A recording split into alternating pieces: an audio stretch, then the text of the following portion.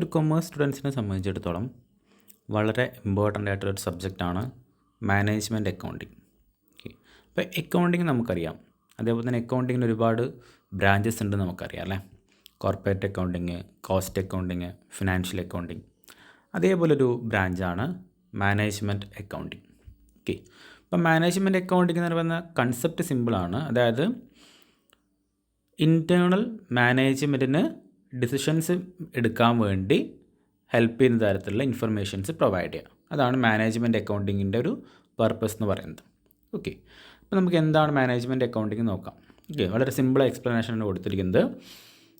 is that branch of accounting which aims at providing information to managers for better decision making.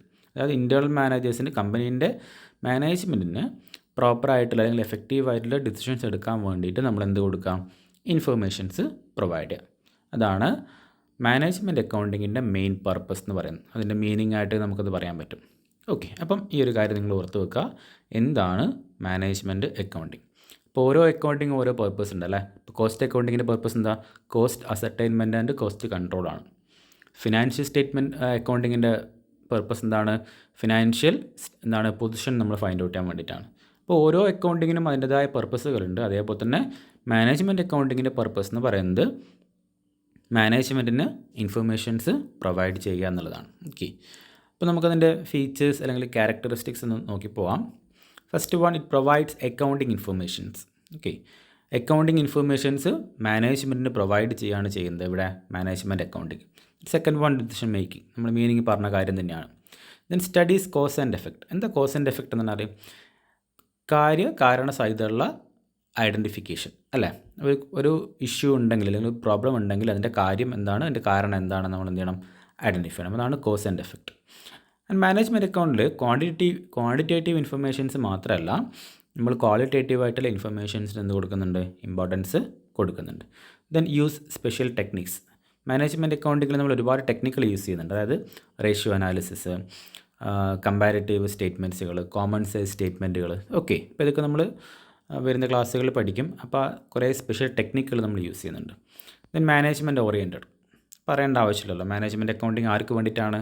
മാനേജ്മെൻറ്റിന് വേണ്ടിയിട്ടാണ് അല്ലേ, തീരുമാനങ്ങൾ എടുക്കാൻ വേണ്ടിയിട്ടാണ്. Okay, then increase efficiency. Management അക്കൗണ്ടിങ്ങിലൂടെ നമുക്ക് എന്ത് ചെയ്യാൻ പറ്റുന്നുണ്ട്? ഒരു സ്ഥാപനത്തിൻ്റെ എഫിഷ്യൻസി എന്ത് ചെയ്യാൻ പറ്റുന്നുണ്ട്? ഇൻക്രീസ് ചെയ്യാൻ വേണ്ടി സാധിക്കും. Then scope of management accounting. Scope എന്ന് പറഞ്ഞാൽ മാനേജ്മെൻറ്റ് അക്കൗണ്ടിങ്ങിൽ നമ്മൾ വരുന്ന കാര്യങ്ങൾ, എന്തൊക്കെ കാര്യങ്ങളാണ് മാനേജ്മെൻറ്റ് അക്കൗണ്ടിങ് എന്ന് പറയുന്ന ബ്രാഞ്ചിൽ ഉൾപ്പെട്ടിരിക്കുന്നതാണ്. അതായത് ഫിനാൻഷ്യൽ അക്കൗണ്ടിങ് വരുന്നുണ്ട്, കോസ്റ്റ് അക്കൗണ്ടിങ് വരുന്നുണ്ട്, ദെൻ ഫോർകാസ്റ്റിംഗ് ആൻഡ് ബഡ്ജറ്റിംഗ്. എന്താ ഫോർകാസ്റ്റിംഗ് ആൻഡ് ബഡ്ജറ്റിംഗ് എന്ന് പറഞ്ഞാൽ? ഫോർകാസ്റ്റിംഗ് എന്ന് പറഞ്ഞാൽ നമ്മൾ പ്രെഡിക്റ്റ് ചെയ്യുക അല്ലേ, ഫ്യൂച്ചറിലേക്കുള്ള കാര്യങ്ങൾ പ്രെഡിക്റ്റ് ചെയ്യുക. അതേപോലെ തന്നെയാണ് ബഡ്ജറ്റിങ്ങും. ഓക്കെ, ഒരു കാര്യം ചെയ്യാൻ പോകുമ്പോൾ അതിന് നമ്മൾ എന്ത് ചെയ്യാറുണ്ട്? ബഡ്ജറ്റിംഗ് പ്രിപ്പയർ ചെയ്യാറുണ്ട് അല്ലേ, എക്സ്പെക്റ്റഡ് എക്സ്പെൻസുകളും എക്സ്പെക്റ്റഡ് റവന്യൂ ഒക്കെ വെച്ചിട്ട്. ദെൻ കോസ്റ്റ് കൺട്രോൾ ടെക്നിക്സുകൾ. Then interpretation of financial data. Financial data interpret ചെയ്യുന്നത് എന്താണ്? നമ്മളതിനെ വിശകലനം ചെയ്യുക, മീൻസ് അനലൈസ് ചെയ്യുക. ഓക്കെ, അതാണ് നമ്മൾ മെയിനായിട്ടും മാനേജ്മെൻറ്റ് അക്കൗണ്ടിങ്ങിൽ ചെയ്യുന്ന കാര്യം. Then statistical techniques. മാനേജ്മെൻറ്റ് അക്കൗണ്ടിങ്ങിൽ നമ്മൾ ഒരുപാട് എന്ത് ചെയ്യുന്നുണ്ട്? സ്റ്റാറ്റിസ്റ്റിക്കൽ ടെക്നിക്സുകൾ എന്ത് ചെയ്യുന്നുണ്ട്? യൂസ് ചെയ്യുന്നുണ്ട്. സപ്പോസ് റേഷ്യോ അനാലിസിസ് ആയാലും അല്ലെങ്കിൽ എന്താണ് ട്രെൻഡ് അനാലിസിസ് ആണെങ്കിലും. Okay, then capital budgeting. എന്താ ക്യാപിറ്റൽ ബഡ്ജറ്റിംഗ് എന്ന് പറഞ്ഞാൽ? നമ്മൾ ലോങ് ടേം ഇൻവെസ്റ്റ്മെൻറ്റ് ഡിസിഷനാണ് നമ്മളിത് വിളിക്കാം ക്യാപിറ്റൽ ബഡ്ജറ്റിംഗ്. ഒരുപാട് വർഷക്കാലത്തേക്ക് നമ്മൾ വലിയൊരു ബൾക്ക് എമൗണ്ട് ഇൻവെസ്റ്റ് ചെയ്യുമ്പോൾ അതിനെന്ത് വിളിക്കും? ക്യാപിറ്റൽ ബഡ്ജറ്റിംഗ് എന്ന് വിളിക്കും. ഓക്കെ, അപ്പോൾ ഇത്രയാണ് അതിൻ്റെ സ്കോപ്പായിട്ട് വരുന്നത്. ദെൻ ഫങ്ഷൻസ് ആണ് മാനേജ്മെൻറ്റ് അക്കൗണ്ടിങ്ങിൻ്റെ ഫങ്ഷൻസ്. ഒന്നാമത്തെ പ്ലാനിങ് ആൻഡ് ഫോർകാസ്റ്റിംഗ്. നമുക്കറിയാം എന്താണ് പ്രെഡിക്റ്റ് ചെയ്യുക, അല്ലെങ്കിൽ നമ്മളൊരു എക്സ്പെക്റ്റേഷൻ ഉണ്ടാകും. അതാണ് നമ്മളിവിടെ വരുന്നത് പ്ലാനിങ്ങിലും ഫോർകാസ്റ്റിങ്ങിലും. Then analysis and interpreting data interpret ചെയ്യാൻ എന്താണെന്ന് നമ്മൾ പറഞ്ഞു കഴിഞ്ഞു. നമുക്ക് കിട്ടിയ റിസൾട്ട് നമ്മൾ വിശകലനം ചെയ്യുക. അതിനെന്തെങ്കിലും പ്രോബ്ലംസ് ഉണ്ടോ, അല്ലെങ്കിൽ നമുക്ക് എങ്ങനെയാണ് ഇത് ബെറ്റർ ആക്കാൻ പറ്റുക എന്നൊക്കെ രീതിയിൽ നമുക്ക് എന്ത് ചെയ്യാൻ പറ്റും? ഇൻ്റർപ്രറ്റ് ചെയ്യാൻ വേണ്ടി സാധിക്കും. Then communicating. ഈ റിപ്പോർട്ടുകൾ ആരെ കമ്മ്യൂണിക്കേറ്റ് ചെയ്യുക? മാനേജ്മെൻറ്റ് അതോറിറ്റീസിന് എന്ത് ചെയ്യുക? കമ്മ്യൂണിക്കേറ്റ് ചെയ്യുക. കോർഡിനേറ്റിംഗ്. ഇപ്പോൾ സ്ഥാപനത്തിൽ വിവിധ ഡിപ്പാർട്ട്മെൻറ്റുകൾ ഉണ്ടാവില്ലേ, ഈ ഡിപ്പാർട്ട്മെൻറ്റുകളൊക്കെ നമ്മൾ എന്ത് ചെയ്യണം? കോർഡിനേറ്റ് ചെയ്ത് കൊണ്ടുപോകണം. ദെൻ കൺട്രോളിങ്ങിൽ നമ്മൾ ചെയ്യുന്ന കാര്യം എന്താണ്? എക്സ്പെക്റ്റഡും ആക്ച്വലും തമ്മിലുള്ള കമ്പാരിസണും പിന്നെ എന്തെങ്കിലും ഒരു ഡീവിയേഷൻ ഉണ്ടെങ്കിൽ അതിന് ആ ഡീവിയേഷൻ ഇല്ലാതാക്കാൻ വേണ്ടിയിട്ടുള്ള സ്റ്റെപ്സും കാര്യങ്ങളൊക്കെ നമ്മൾ എന്ത് ചെയ്യണം? എടുത്തിരിക്കണം. Then finally decision making. Okay, അപ്പം ഈ മാനേജ്മെൻറ്റ് അക്കൗണ്ടിങ്ങിലെ ബേസായിട്ട് തിയറി വരുന്നത് ഫീച്ചേഴ്സ്, അതിൻ്റെ സ്കോപ്പ്, ഫങ്ഷൻസ് ആണ്. ഈ 3 കാര്യങ്ങൾ നിങ്ങൾ എന്ത് ചെയ്യുക? ഒന്ന് ബ്രീഫായിട്ട് ഓർത്ത് വെക്കുക. ഇനി നമുക്ക് മാനേജ്മെൻറ്റ് അക്കൗണ്ടിങ്ങിൽ വളരെ പ്രധാനപ്പെട്ട ഒരു ഏരിയ ആണ് ഫിനാൻഷ്യൽ സ്റ്റേറ്റ്മെൻറ്റ് അനാലിസിസ്. ഈ സ്റ്റേറ്റ്മെൻറ്റ് നമ്മൾ അനാലിസ് ചെയ്യാന്നുണ്ട് എന്താണ്, ഡീറ്റെയിൽ ആയിട്ട് വിശകലനം ചെയ്യുക അല്ലേ. എന്തിനു വേണ്ടിയിട്ടാണ് ചെയ്യുന്നത്? ഫേമിൻ്റെ സ്ട്രെങ്ത്തും വീക്ക്നെസ്സും ഫൈൻഡ് ഔട്ട് ചെയ്യാൻ വേണ്ടിയിട്ടും അതുവഴി നമുക്ക് ഡിസിഷൻസ് എടുക്കാൻ വേണ്ടിയിട്ടുമാണ്. ഓക്കെ, അപ്പോൾ ഫിനാൻഷ്യൽ സ്റ്റേറ്റ്മെൻറ്റ് അനാലിസിസ് എന്ന് പറയുന്നത് കോർ ഏരിയ ആണ് മാനേജ്മെൻറ്റ് അക്കൗണ്ടിങ്ങിൻ്റെ. ഈ ഫിനാൻഷ്യൽ സ്റ്റേറ്റ്മെൻറ്റ്സ് ചെയ്യാൻ വേണ്ടി നമുക്ക് ഒരുപാട് മെത്തേഡ്, ടൂൾസ്, ടെക്നിക്സുകളുണ്ട്. ഓക്കെ, പ്രധാനമായിട്ടും നമുക്ക് 6 മെത്തേഡ്സ് അല്ലെങ്കിൽ 6 ടൂൾസ് അല്ലെങ്കിൽ 6 ടെക്നിക്സ് ആണുള്ളത്. First one comparative financial statements. Second one common size statement, trend analysis, ratio analysis, fund flow analysis and cash flow analysis. ഈ ടെക്നിക്കുകളിലൂടെയാണ് നമ്മൾ മാനേജ്മെൻറ്റിന് വേണ്ട ഇൻഫർമേഷൻസ് നമ്മൾ എന്ത് ചെയ്യുന്നത്, പ്രൊവൈഡ് ചെയ്യുന്നത്. അപ്പോൾ മാനേജ്മെൻറ്റ് അക്കൗണ്ടിങ്ങിൽ വരുന്ന പ്രധാനപ്പെട്ട 6 ഏരിയാസാണ് ഈ പറഞ്ഞിരിക്കുന്നത്. അതിനെ നമ്മൾ ടെക്നിക്സ് അല്ലെങ്കിൽ മെത്തേഡ്സ് അല്ലെങ്കിൽ ടൂൾസ് എന്ന് പറയാറുണ്ട്. അതിലൊന്നാമത്തെ ടെക്നിക്കാണ് കമ്പാരിറ്റീവ് ഫിനാൻഷ്യൽ സ്റ്റേറ്റ്മെൻറ്റ്സ്. അപ്പോൾ എന്താ കമ്പാരിറ്റീവ് ഫിനാൻഷ്യൽ സ്റ്റേറ്റ്മെൻറ്റ്സ് എന്ന് പറഞ്ഞു കഴിഞ്ഞാൽ 2 വർഷത്തെ ഡാറ്റ അല്ലെങ്കിൽ 2 കൂടുതൽ വർഷത്തെ ഡാറ്റ നമ്മൾ കമ്പയർ ചെയ്യുക, താരതമ്യം ചെയ്യുന്നതിന് എന്ത് വിളിക്കാം, കമ്പാരിറ്റീവ് ഫിനാൻഷ്യൽ സ്റ്റേറ്റ്മെൻറ്റ്സ്. അത് പേര് തന്നെ ഉണ്ട്, കമ്പയർ ചെയ്യുക, comparative financial statements. Comparative financial statements 2 ടൈപ്പാണുള്ളത്. കമ്പാരിറ്റീവ് ഇൻകം സ്റ്റേറ്റ്മെൻറ്റ്സും ഉണ്ട്, കമ്പാരിറ്റീവ് ബാലൻസ് ഷീറ്റും ഉണ്ട്. ഇൻകം സ്റ്റേറ്റ്മെൻറ്റിൽ നമ്മൾ കാണിക്കുക എന്തൊക്കെയാണ്, സെയിൽസ്, എക്സ്പെൻസ്, നെറ്റ് പ്രോഫിറ്റ് അങ്ങനെയൊക്കെയാണ് വരിക. ഓക്കെ, ദെൻ കമ്പാരിറ്റീവ് ബാലൻസ് ഷീറ്റിൽ അസറ്റ്, ലാബിലിറ്റി കാര്യങ്ങളൊക്കെയാണ്. സിംപ്ലി ഒന്നുമില്ല, 2 വർഷത്തെ ഇൻകം സ്റ്റേറ്റ്മെൻറ്റ് തരും. ഓക്കെ, അതേപോലെ 2 വർഷത്തെ ബാലൻസ് ഷീറ്റ് തരും. അത് തമ്മിൽ നമ്മൾ കമ്പയർ ചെയ്യുക, ഒരു വർഷത്തെ അപേക്ഷിച്ച് അടുത്ത വർഷത്തിൽ എന്ത് ചേഞ്ചാണുള്ളത്. ഓക്കെ, ദെൻ എത്ര പെർസെൻറ്റേജാണ് ചേഞ്ച് വന്നിട്ടുള്ളത്. ഈ കാര്യങ്ങൾ മാത്രമേ നമ്മൾ ചെയ്യുന്നുള്ളൂ ഇവിടെ. അപ്പോൾ കമ്പാരിറ്റീവ് ഫിനാൻഷ്യൽ സ്റ്റേറ്റ്മെൻറ്റ്സ് പ്രിപ്പയർ ചെയ്യുക എന്ന് പറയുന്നത് വളരെ എളുപ്പമുള്ളൊരു കാര്യമാണ്. അപ്പോൾ നമുക്ക് നോക്കിയാലോ എങ്ങനെയാണ് കമ്പാരിറ്റീവ് ഫിനാൻഷ്യൽ സ്റ്റേറ്റ്മെൻറ്റ്സ് പ്രിപ്പയർ ചെയ്യുക എന്നുള്ളത്. ഒന്നാമത്തത് കമ്പാരിറ്റീവ് ബാലൻസ് ഷീറ്റാണ്. ഓക്കെ, കമ്പാരിറ്റീവ് ബാലൻസ് ഷീറ്റിൻ്റെ ഒരു ഫോർമാറ്റ് അവിടെ കൊടുത്തിട്ടുണ്ട്. ഓക്കെ, അപ്പം ഫോർമാറ്റ് എങ്ങനെയാണ് വരിക, പെർട്ടിക്കുലേഴ്സ്, ദെൻ പ്രീവിയസ് ഇയർ ഉണ്ടാവും, കറണ്ട് ഇയർ ഉണ്ടാവും, then absolute change, then percentage of change. ഈ ഒരു ഫോർമാറ്റ് നിങ്ങൾ ഓർത്ത് വെക്കുക. പെർട്ടിക്കുലേഴ്സ്, പിന്നെ പ്രീവിയസ് ഇയറിലെ ഫിഗർ അവിടെ എഴുതണം, അതേപോലെ കറണ്ട് ഇയറിലെ ഫിഗർ, പിന്നെ change, then percentage of change. Okay, നമുക്കൊരു പ്രോബ്ലം വെച്ചിട്ട് എങ്ങനെയാണ് കമ്പാരിറ്റീവ് ബാലൻസ് ഷീറ്റ് പ്രിപ്പയർ ചെയ്യുന്നത് നോക്കാം. ഇവിടെ ഒരു ക്വസ്റ്റ്യൻ കൊടുത്തിട്ടുണ്ട്. 2 വർഷത്തെ ഡാറ്റയാണ് തന്നിട്ടുള്ളത്. 2015-ലേതുണ്ട്, 2016-ലുണ്ട്. നമ്മളോട് എന്താ ആവശ്യപ്പെട്ടിട്ടുള്ളത്, കമ്പാരിറ്റീവ് ബാലൻസ് ഷീറ്റ് പ്രിപ്പയർ ചെയ്യാൻ വേണ്ടിയിട്ടാണ്. ഓക്കെ, അപ്പോൾ നമുക്ക് വളരെ എളുപ്പത്തിൽ ചെയ്യാൻ വേണ്ടി സാധിക്കും. അപ്പോൾ നമുക്കിവിടെ ബാലൻസ് ഷീറ്റിൽ വേണ്ട ഇൻഫർമേഷൻസ് ഒക്കെ അവർ തന്നിട്ടുണ്ട്. അപ്പോൾ നമുക്ക് നോക്കാം എങ്ങനെയാണ് ചെയ്യാന്നുള്ളത്. അപ്പോൾ നമ്മൾ നേരത്തെ പറഞ്ഞു എത്ര കോളം വേണം, ഓക്കെ 5 കോളം വേണം. ഏതൊക്കെയാണ്, ഒന്ന് particulars, then previous year amount എഴുതാനുള്ള column, then current year amount എഴുതാനുള്ള കോളം, പിന്നെ ചേഞ്ച് എഴുതാനുള്ള കോളം, പിന്നെ ചേഞ്ചിനുള്ള പെർസെൻറ്റേജ്. ഓക്കെ, അപ്പോൾ ഇവിടെ ഷെയർ ക്യാപിറ്റൽ തന്നിട്ടുണ്ട് അല്ലേ. 2016-ൽ 1 ലക്ഷവും 2015-ൽ എത്രയാണ്, 2016-ൽ 10 ലക്ഷവും 2015-ൽ എത്രയാണ്, 8 ലക്ഷമാണ്. അപ്പോൾ നമ്മളിവിടെ എന്ത് ചെയ്യുക, ഫസ്റ്റ് കോളത്തിൽ പ്രീവിയസ് ഇയർ എമൗണ്ട് 2015-16 അപ്പോൾ 15-ലെ എമൗണ്ട് ഫസ്റ്റ് കോളത്തിൽ എഴുതാം. എത്ര രൂപയാണ്, 8 ലക്ഷം രൂപ. ഇനി 16-ൽ എത്രയാണ്, 10 ലക്ഷം രൂപ. ഓക്കെ, ഇനി അവിടെ നമുക്ക് ചേഞ്ച് മനസ്സിലാവും അല്ലേ. 2015-നെ കമ്പയർ ചെയ്യുമ്പം 2016 എന്ത് ചെയ്തിട്ടുണ്ട്, ഫിഗർ കൂടിയിട്ടുണ്ട്, ഷെയർ ക്യാപിറ്റൽ എമൗണ്ട് കൂടിയിട്ടുണ്ട്. എത്രയാണ് കൂടിയത്, 2 ലക്ഷം രൂപ കൂടിയിട്ടുണ്ട്.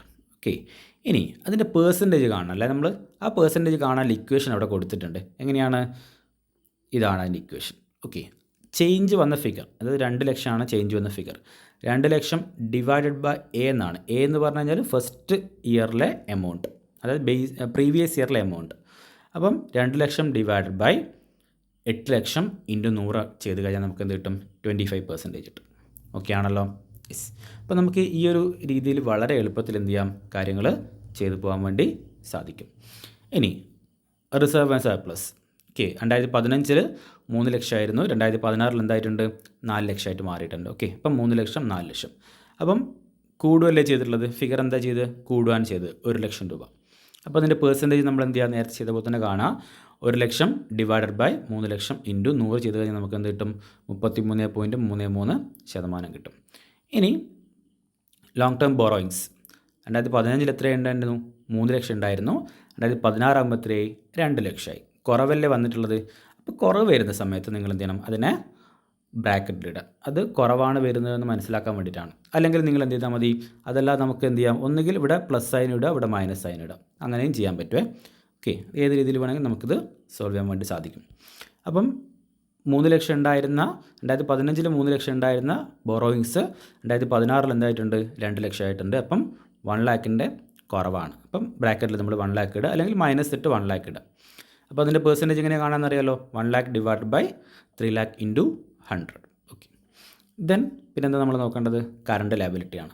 2015 5 ലക്ഷം ഉണ്ടായിരുന്നു. 2016 എത്രയായിട്ട് കുറഞ്ഞു? 4 ലക്ഷമായിട്ട് കുറഞ്ഞു. അപ്പോൾ 1 ലാക്കിൻ്റെ കുറവ്. ഓക്കെ, അപ്പോൾ 2015 5 ലക്ഷം, 2016 4 ലക്ഷം. ഓക്കെ, 1 ലക്ഷത്തിൻ്റെ കുറവാണ് നമ്മൾ ബ്രാക്കറ്റിൽ കാണിക്കുക. ദെൻ പെർസെൻറ്റേജ് കാണുക. എങ്ങനെയാണ് പെർസെൻറ്റേജ് കാണുക? ചേഞ്ച് എത്രയാണ്? 1 ലക്ഷമാണ്. 1 ലക്ഷം ഡിവൈഡഡ് ബൈ അതിൻ്റെ പ്രീവിയസ് ഇയറിലെ എമൗണ്ട് എടുത്താൽ മതി. ഫസ്റ്റ് എമൗണ്ട് അല്ലേ? 1 lakh divided by 5 lakh into 100 ചെയ്താൽ നമുക്ക് എന്ത് കിട്ടും? 20% കിട്ടും. ഓക്കെ ആണല്ലോ? യെസ്.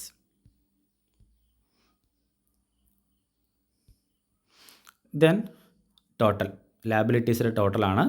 ടോട്ടൽ ഇത് നമുക്ക് എത്ര കിട്ടുന്നുണ്ട്? 19 ലാക്സ് കിട്ടുന്നുണ്ട്. 2015 19 ലക്ഷവും 2016 എത്രയാണ്? 20 ലക്ഷമാണ് വരുന്നത്. അപ്പോൾ ചേഞ്ച് എത്രയാണ്? ലാബിലിറ്റി കൂടുകയാണ് ചെയ്തിട്ടുള്ളത് അല്ലേ? അഗ്രിഗേറ്റ് നോക്കുമ്പോൾ ലാബിലിറ്റി എന്താണ്? 1 ലക്ഷം കൂടിയിട്ടുണ്ട്. അതാണ് അവിടെ കാണിച്ചിരിക്കുന്നത്. 1 ലക്ഷം ചേഞ്ചായിട്ട് കാണിച്ചിട്ടുണ്ട്. ദെൻ പെർസെൻറ്റേജ് ചേഞ്ച് എങ്ങനെയാണ് കാണുക? 1 lakh divided by 19 lakh into 100 ചെയ്താൽ നമുക്ക് എന്ത് കിട്ടും? 5.2% കിട്ടും. ഓക്കെ ആണല്ലോ? ഇനി അസറ്റ് സൈഡിലേക്ക് വന്നു കഴിഞ്ഞാൽ നോക്കാം നമുക്ക്. 2015 12 ലക്ഷം ഉണ്ടായിരുന്നു. അത് 2016 എത്രയായിട്ടുണ്ട്? 15 ലക്ഷം രൂപയായിട്ടുണ്ട് അല്ലേ? യെസ്. അപ്പോൾ 12 ലക്ഷം ഉണ്ടായിരുന്നത് എന്തായി? 15 ലക്ഷമായി. എത്ര രൂപയുടെ വർധനയാവണം? 3 ലക്ഷം രൂപയുടെ വർധനവ് ഉണ്ടായിട്ടുണ്ടല്ലേ? അപ്പോൾ നമുക്കതിൻ്റെ പെർസെൻറ്റേജ് കാണണം. എങ്ങനെയാണ് കാണുക? ഈ 3 ലക്ഷം ഡിവൈഡഡ് ബൈ 12 ലക്ഷം ഇൻറ്റു 100 ചെയ്ത് കഴിഞ്ഞാൽ എത്ര കിട്ടും? 25% കിട്ടും. അതേപോലെ തന്നെ കറണ്ട് അസറ്റ്സ് നമ്മൾ നോക്കിക്കഴിഞ്ഞാൽ 2015 7 ലക്ഷം ഉണ്ടായിരുന്നു. അത് 2016 എന്തായി? 5 ലക്ഷമായി കുറഞ്ഞിട്ടുണ്ട് അല്ലേ? ഇവിടെ ഡിക്രീസ് ആണ് വന്നിട്ടുള്ളത്. അപ്പം 7 ലക്ഷം 5 ലക്ഷമായി. അപ്പം അത് ഡിക്രീസ് ആയതുകൊണ്ട് നമ്മൾ ബ്രാക്കറ്റിലിടുക, അല്ലെങ്കിൽ മൈനസ് ആയിട്ടിട്ട് കാണിക്കുക. ഓക്കെ, അപ്പം പെർസെൻറ്റേജ് നമ്മൾ എന്ത് ചെയ്യണം? ഫൈൻഡ് ഔട്ട് ചെയ്യണം. 2 ലക്ഷം ഡിവൈഡഡ് ബൈ 7 ലക്ഷം ഇൻറ്റു 100 ചെയ്ത് കഴിഞ്ഞാൽ നമുക്ക് എന്ത് കിട്ടും? 28.7% കിട്ടും. ദെൻ ടോട്ടൽ എടുത്തു കഴിഞ്ഞാലും അതേപോലെ തന്നെ നമ്മൾ നേരത്തെ ടോട്ടൽ കിട്ടിയല്ലോ 19 ലക്ഷം 20 ലക്ഷം. അപ്പം 1 ലാക്കിൻ്റെ ഇൻക്രീസാണ് വന്നിട്ടുള്ളത്. അപ്പം 1 lakh divided by 19 lakh into 100 ചെയ്ത് കഴിഞ്ഞാൽ നമുക്ക് എന്ത് കിട്ടും? 5.2% കിട്ടും. ഓക്കെ, അപ്പോൾ കമ്പാരിറ്റീവ് ബാലൻസ് ഷീറ്റ് ചെയ്യാൻ വളരെ എളുപ്പമാണ്. ഒന്നുമില്ല, നമുക്ക് 2 വർഷത്തെ ഫിഗർ തന്നിട്ടുണ്ടാവും. അപ്പം ആ 2 വർഷത്തെ ഫിഗർ കമ്പയർ ചെയ്യാം. ആദ്യത്തെ വർഷത്തെ അപേക്ഷിച്ച് അടുത്ത വർഷത്തിൽ ഫിഗറിൽ എന്താണ് വന്നിട്ടുള്ളത്? ഇൻക്രീസ് ആണോ ഡിക്രീസ് ആണോ നോക്കാം. ഇൻക്രീസ് ആണെങ്കിൽ ഡയറക്റ്റ്ലി എടുത്ത് എഴുതുക, വേണമെങ്കിൽ നിങ്ങൾക്ക് പ്ലസ് സൈൻ ഇടാം. ഇനി ഡിക്രീസ് ആണ് വന്നതെങ്കിൽ ഒന്നുകിൽ ആ ഫിഗറിനെ ബ്രാക്കറ്റിലിടുക, അല്ലെങ്കിൽ എന്ത് ചെയ്യുക? മൈനസ് ഇട്ട് എഴുതാം. ദെൻ അതിൻ്റെ പെർസെൻറ്റേജ് കാണാം. പെർസെൻറ്റേജ് കാണാൻ എങ്ങനെയാണ് നമ്മൾ പറഞ്ഞു? എത്രയാണോ ചേഞ്ച് വന്ന് നോക്കാം. സപ്പോസ് ഈ ഫസ്റ്റ് കേസിലാണെങ്കിൽ 2 ലക്ഷം രൂപയുടെ ചേഞ്ചാണ് വന്നത്. ഓക്കെ, അപ്പോൾ ആ 2 ലക്ഷം രൂപയുടെ പെർസെൻറ്റേജ് കാണണമെങ്കിൽ 2 ലക്ഷം ഡിവൈഡഡ് ബൈ ഫസ്റ്റ് ഇയറിലെ ഫിഗർ എടുക്കുക. 8 ലക്ഷം ഇൻറ്റു 100 ചെയ്ത് കഴിഞ്ഞാൽ നമുക്ക് എന്ത് കിട്ടും? ആ ഒരു പെർസെൻറ്റേജ് നമുക്ക് എന്ത് ചെയ്യും? കിട്ടും. ഓക്കെ, അപ്പം വളരെ എളുപ്പത്തിൽ നമുക്ക് എന്ത് ചെയ്യാൻ പറ്റും? കമ്പാരിറ്റീവ് ബാലൻസ് ഷീറ്റ് പ്രിപ്പയർ ചെയ്യാൻ വേണ്ടി സാധിക്കും. ഓക്കെ.